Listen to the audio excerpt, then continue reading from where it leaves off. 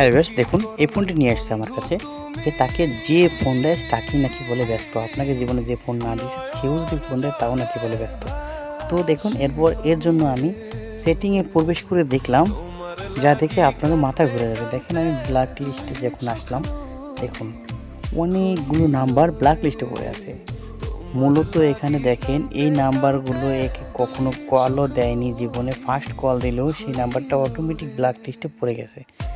তো এটা কেন হয়েছে বা কীভাবে হয়েছে সেটাই আমি দেখাচ্ছি। দেখেন এই যে এখানে দুইটা অপশন রয়েছে, নিচের অপশনটি দেখেন ব্লক আননোন হিডেন নাম্বার, এটা কিন্তু অন করা আছে। তার মানে এখানে আননোন নাম্বারগুলো অটোমেটিক ব্লক হয়ে যাবে। দেখুন যেগুলো ব্লকে আছে আমি সেগুলোকে এখান থেকে মার্ক করি, একেবারে সবগুলোকে ডিলিট করে দেবো। যে অল সিলেক্ট করব, অল সিলেক্ট করার পর নিচে দেখেন লেখা আছে ডিলেট। তো আমরা ডিলেটে ক্লিক করে সবগুলোকে ডিলিট করে দিলাম।